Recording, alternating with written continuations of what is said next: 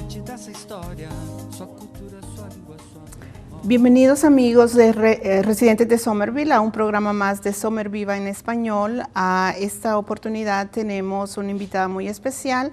Vamos a hablar un tema muy interesante, es sobre violencia doméstica, y tenemos con nosotros a Jenny como abogadora de las víctimas de violencia doméstica. Jenny, bienvenida, es un gusto tenerla aquí con nosotros.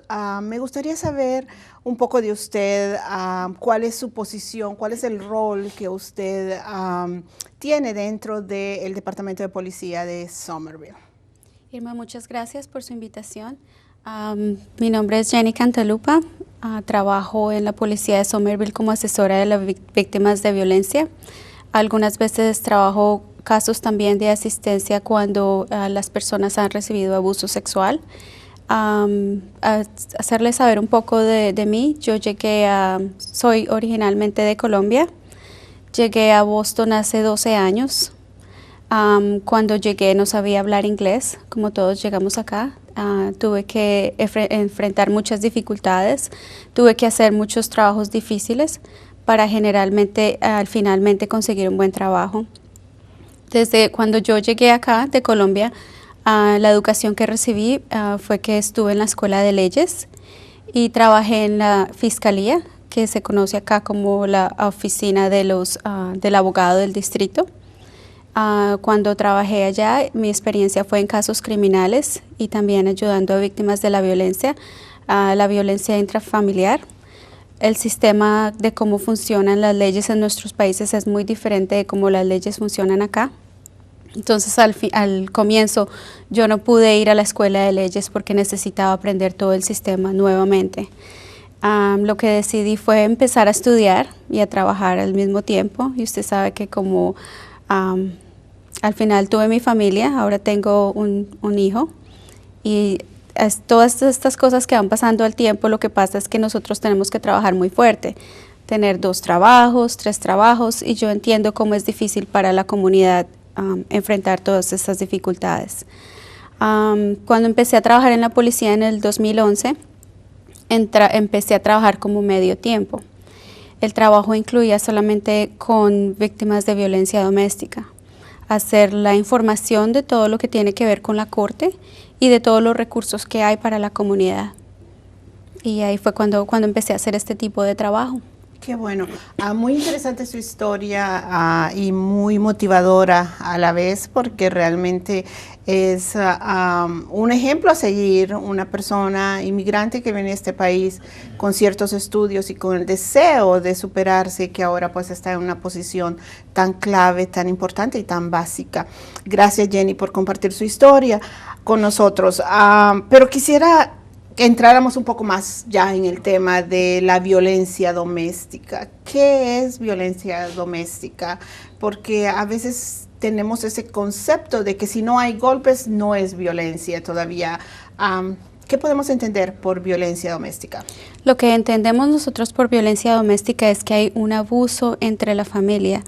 Lo que pasa con el abuso que se convierte en un crimen es cuando el abuso es físico y cuando hay amenazas de que van a matar a los miembros de la familia o que van a lastimar a los hijos. A veces lastiman a las mascotas. Cuando ese tipo de abuso se llama una escalación del abuso. Empieza solamente como lo que hablamos nosotros, que es abuso verbal y emocional. Para distinguir lo que es el abuso doméstico, generalmente empiezan, por ejemplo, cosas como que no me gusta cómo usted se ve, hacen comentarios acerca de la apariencia física, y desafortunadamente en los países de nosotros el rol que juega la mujer y el concepto de machismo es muy fuerte. Entonces nosotros estamos como sumisos a hacer lo que el hombre dice en la casa. Todo lo que el hombre dice lo debemos hacer, y cuando el rol de la mujer cambia, cuando la personalidad de la mujer quiere hacer otras cosas y superar, quiere trabajar, quiere hacer otras cosas, al hombre tal vez no le gusta eso. Y es cuando ese tipo de control se sale es como una rueda de poder. cuando no decimos no queremos hacer eso, no quiero que usted controle mi comportamiento, que me mande mensajes que tengo que decir a cualquier momento donde me encuentro, es cuando se convierte peligroso. Cuando nos rebelamos. Cuando nos rebelamos, sí. ¿Verdad? Eso es de verdad que es la forma perfecta de decirlo. ¿Podríamos decir que es una cuestión cultural latinoamericana en general o es un asunto solamente de latinoamericanos o es otras culturas también enfrentan la misma situación? Creo que tiene parte de todo. Para nosotros lo que es más difícil es que la cultura es muy acentuada, es muy fuerte ese tipo de cómo se ve al hombre. Y también tiene que ver mucho con la educación. Yo me doy cuenta que, digamos, si las personas no obtuvieron educación, muchas personas que vienen acá no van a la escuela y no tienen esa información acerca de los valores. Los valores son muy diferentes. Son más sumisas, tal Más vez, sumisas, ¿verdad? Ok, interesante la relación entre educación y el grado de sumisión que podemos tener o de dependencia que tenemos, que podríamos tener. La otra pregunta que me gustaría hacerle ¿es más frecuente la violencia doméstica entre los hombres o las mujeres? En su experiencia, ¿qué es lo que más ustedes ven día a día?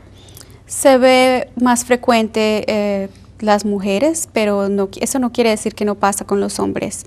Hay mujeres también que son muy fuertes y muy agresivas y quieren tener el control. Y se ven casos de que la mujer golpea al esposo. Y creo que también es importante saber eso, que muchas veces el hombre por esa cultura y por esa forma de que le da miedo aceptar que ha sido abusado, no busca ayuda. Pero yo creo que es importante que las personas hagan esa anotación, que no importa que sea hombre o mujer, no importa la orientación sexual que tenga, puede pasar en cualquier tipo de parejas, puede pasar en una pareja homosexual, puede pasar en cualquier momento. Más que todo tiene que ver con lo que hace parte del poder, de mantener ese poder, ese control. Es lo que delimita el nivel o el grado de violencia que puede haber. ¿Cuáles son los retos que usted, trabajando dentro del Departamento de la Policía de Summerville, cuáles son los retos que enfrenta la comunidad? ¿Qué es lo que usted puede ver? ¿Por qué no se denuncia? ¿Por qué nos quedamos callados? Creo que hay muchos factores. La primera que yo considero es dentro de nuestra comunidad puede ser una barrera de comunicación, porque no creen que nadie habla su propio idioma, o porque si hablan su idioma tienen muchas limitaciones y entonces no le van a entender o no va a haber quien los defienda en su propio idioma. Es supremamente difícil. También el miedo de la policía. Lo que me he dado cuenta ahora es que en nuestra cultura los policías, no todas las veces, pero se ve que la policía es abusiva, abusa mucho del poder. Y cuando la gente busca ayuda en sus países por violencia doméstica, nunca reciben ese apoyo, porque generalmente protegen al hombre. Sé que hay una falta de confianza en las autoridades y eso tal vez solamente lo transmitimos aquí cuando venimos a este país. Venimos con esa percepción de que las autoridades no nos van a creer o no van a estar de nuestro lado, no están para ayudarnos, porque en nuestros países hemos tenido tal vez esas experiencias previas. Es lo que también creo yo que está sucediendo con la comunidad. Pero ¿cómo podemos superar? ¿Qué recomendaciones le da usted a la comunidad para superar esos retos, para hacer a un lado los miedos que puedan tener de denunciar si están siendo víctimas de violencia? Yo pienso que lo mejor que podemos hacer es comenzar conversaciones con la comunidad. Para ellos saber que hay una persona que habla su propio idioma en el departamento de la policía, creo que eso es muy importante. Es muy importante que ellos puedan hacer una llamada y saber que alguien les va a entender, que pueden demostrar sus miedos con una persona que hable su propio idioma. ¿Y qué tipo de programas hay para ayudar a una persona que es víctima de violencia? Por ejemplo, lo que ahora hacemos es que cuando alguien me llama o cuando yo tengo que llamar a una persona, que generalmente pasa cuando hay una llamada al 911, que hay un abuso en la casa, lo que yo debo hacer es llamar a la persona y ofrecerle lo que el sistema judicial les da, que es una orden de restricción. Aparte del caso criminal, está esta orden, que es una protección civil para las personas. Lo que deben hacer ellos es que pueden ir a la corte. Lo importante es que cuando van a la corte de Somerville también hay una persona que habla español y los puede ayudar en su idioma. Y tal vez yo creo que mucha gente no sabe eso, que pueden llegar y pueden decir, bueno, pero yo no entiendo, no va a haber un intérprete, nadie me va a ayudar. Lo que yo siempre recomiendo es que busquen una persona que hable su primer idioma. Okay. Y así pueden tener, esta es una forma judicial. Muchas veces si yo, por ejemplo, recibo una llamada y es una persona que no está lista, nosotros trabajamos con... ¿A qué se refiere cuando dice no está lista?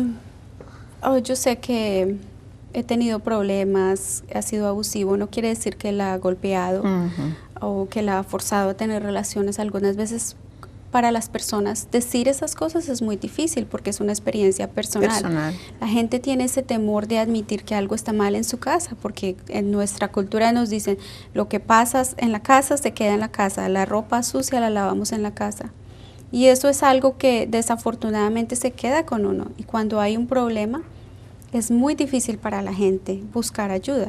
Si a veces no le dicen a los amigos, ni siquiera que está pasando eso, ¿cómo le van a decir a las instituciones? Claro.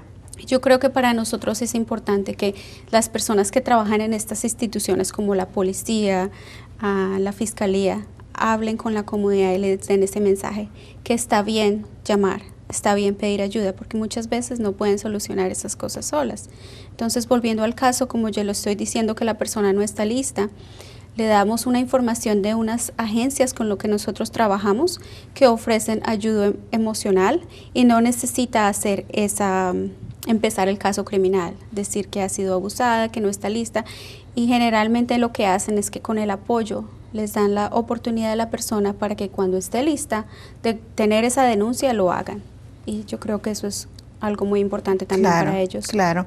Uno de los temores que hay en la comunidad es si denuncio violencia doméstica o algo que está pasando en mi familia, el temor de llamar a la policía es, ok, van a venir, no tengo documentos, inmediatamente me van a remitir a migración.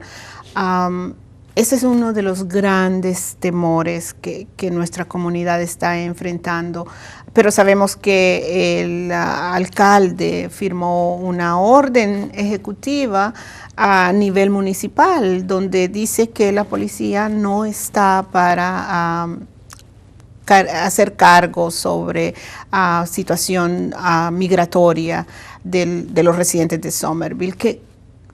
¿Cómo funciona eso? ¿Qué me puede decir usted de eso para que nuestros residentes que nos están viendo en este momento puedan tener la seguridad de que no hay una conexión, de que si buscamos el apoyo y la ayuda de la policía, no necesariamente vamos a terminar siendo deportados o vamos a terminar presos porque migración va a venir a buscarnos? Eso es otra cosa bien importante, porque lo que pasa es que en los países de nosotros la ley es diferente. Yo digo que hay una ley que cubre todo el territorio, pero acá lo que pasa es que hay federal y en las ciudades pueden haber leyes diferentes. Sí. Cada estado tiene una ley diferente. Y eso es lo que muchas veces cuando la gente ve a la policía en la ciudad no entiende. Creo que es importante para ellos que sepan que hay protección, que simplemente ser una víctima no necesitan registrar los documentos. Una víctima puede ser cualquier persona y a cualquier persona se le da la protección y todos los derechos que incluye. Nunca se le va a chequear, muéstrame su documento, muéstrame su residencia, y ese es el temor, porque yo pienso que cuando yo estaba acá y en un tiempo que no tenía documentos, todos los días constantemente vivía yo con ese miedo, me van a pedir mis documentos. Uno está manejando y está pensando que el policía atrás hoy me van a detener y me van a pedir mis documentos. Eso es importante saber para esas personas que no tienen que temer para eso. Si son víctimas, hay muchas leyes que protegen a las víctimas. ¿Podría darnos un ejemplo un poco más específico sobre violencia doméstica? En caso de migración, por ejemplo, tenemos casos en que la víctima pide ayuda a la policía y hay una protección especial. Hay una visa especial que protege a esta víctima. La víctima puede conseguir un estado de protección, es como un estatus para proteger a esta víctima y así puede tener la residencia eventualmente. Pero la persona, la víctima, tiene que cooperar con el sistema, tiene que denunciar, obviamente. Una cosa que yo siempre creo que es importante es que las víctimas denuncien, porque si este ciclo no se termina, un abusador termina con una y va y abusa a otra. Entonces es importante que terminen este ciclo de violencia.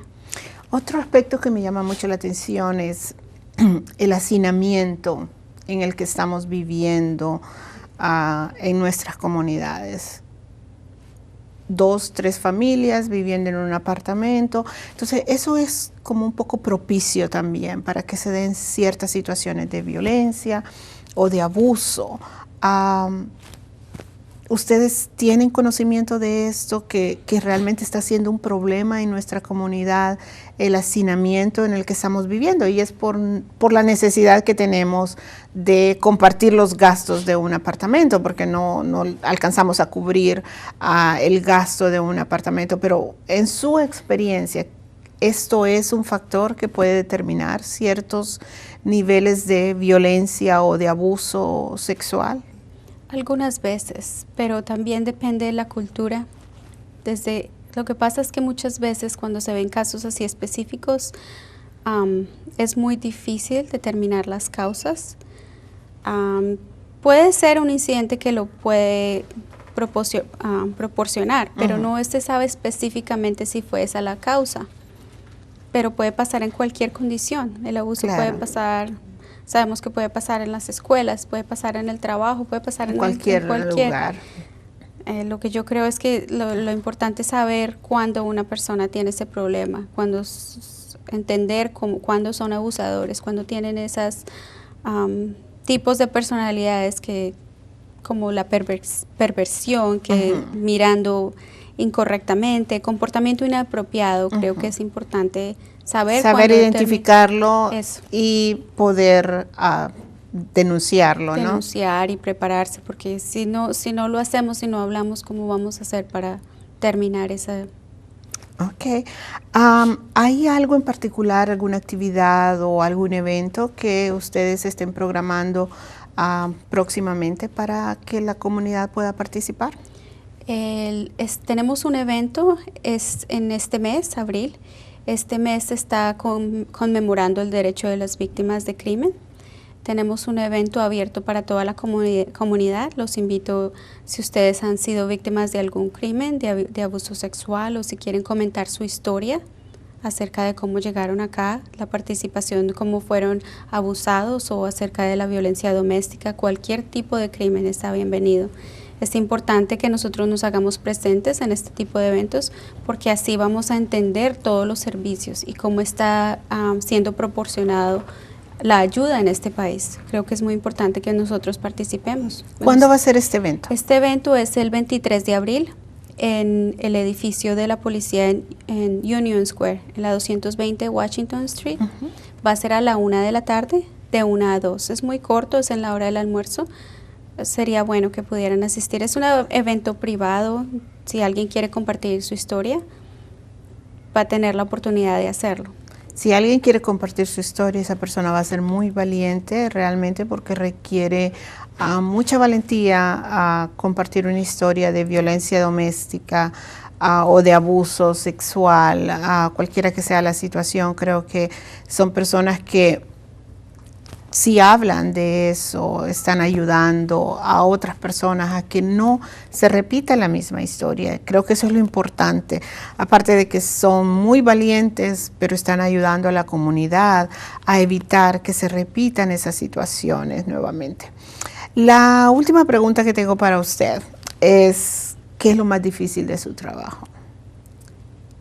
Lo más difícil para mí es cuando hay muchos servicios, muchas agencias, muchos recursos y la gente no los toma. Parece triste. ¿Por qué? Porque cuando uno hace un trabajo así, uno quisiera que la gente saliera de esa situación en la que viven, de ese ciclo de violencia.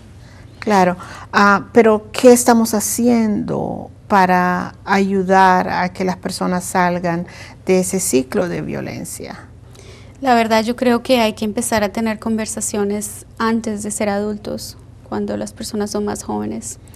Porque cuando están creciendo y si crecen en una casa donde hay violencia, lo único que van a aprender es a ser violentos.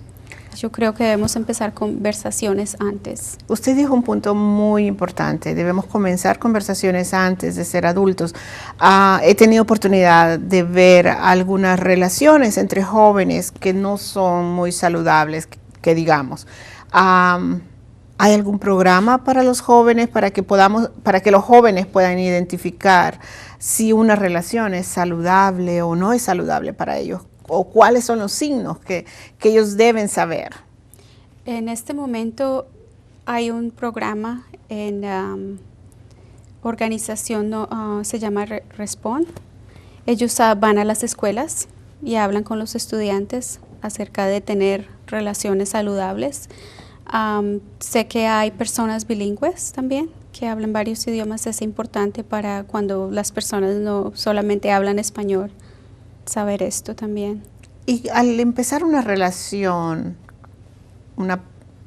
dos jóvenes, ¿hay formas de determinar si una relación es no saludable? Porque normalmente como padres tenemos tendencia, son novios nada más, sí, y no va a pasar a más, pero hay ciertas señales. ¿Cuáles son esas señales? Esas señales son cuando usted le dice, no, quiero irme a acostar ya, no me mande más mensajes, y esta persona no termina. Obsesivamente, no puede hacer eso, tiene que continuar conmigo hasta la 1 de la mañana, 2 de la mañana, cosas así. Cuando usted dice no, cuando se revela, es cuando esta persona se pone agresiva. O si no estás conmigo, entonces si no quieres hablar conmigo, entonces me voy a matar, voy a quitarme la vida. Ese tipo de amenazas son cosas de que nosotros deberíamos considerar peligrosas. Cuando no hay confianza, cuando no es fácil comunicar cosas con la pareja, es cuando nos damos cuenta de que esa no es una relación saludable. Generalmente hay que saber cuándo parar esas situaciones, cuándo decir no. Y si no se puede, algunas veces la persona tiene miedo, pero es que esta persona dijo que me iba a lastimar o que se iba a lastimar ella misma. Busque ayuda. Hay mucha gente que sabe de estos temas. Había dicho que era la última pregunta, la que hice hace algún momento, pero esta sí va a ser la última, Jenny, porque creo que es un tema muy interesante y podríamos hablar y hacer 10 programas sobre violencia doméstica, porque es un tema que realmente está vigente en nuestra comunidad, pero como que no logramos identificar correctamente. Me gustaría si puede enviar un mensaje para los padres, especialmente de esos adolescentes que están involucrados en una relación que no es muy saludable, porque también como padres creo que nosotros podemos decir, ok, esto como que no va muy bien, y hablar con nuestros hijos para evitar que a largo plazo sea una situación de violencia mucho más seria y termine mal. Lo que yo le recomiendo a los padres es que estén siempre con ellos, que les den mucho apoyo. Algunas veces en esa edad es difícil decirles lo que van a hacer, y a muchas personas no les gusta que los manden, no quiero hacer eso, voy a hacer lo contrario que usted me diga. Pero yo lo que le digo a los padres es que estén ahí, que los apoyen, que los acompañen, que le den oportunidades a esa pareja para que tenga situaciones saludables. Si alguien tiene una pregunta para usted, ¿dónde puede llamarle? ¿Dónde puede localizarle? Me pueden llamar al departamento de la policía, el teléfono es 617-625-1600 y mi extensión es 7279. También me pueden contactar por correo electrónico.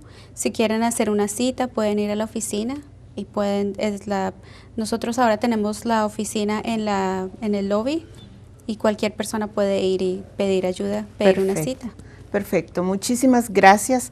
Ha sido un placer conversar con usted, llevar esta información tan importante a nuestra comunidad. Espero que haya sido de mucha ayuda, pero porque creo que es sumamente importante la información que usted nos ha brindado. Así que gracias por estar aquí. La vamos a invitar nuevamente para continuar esta plática porque hay mucho de qué hablar. Así que le agradezco infinitamente su presencia.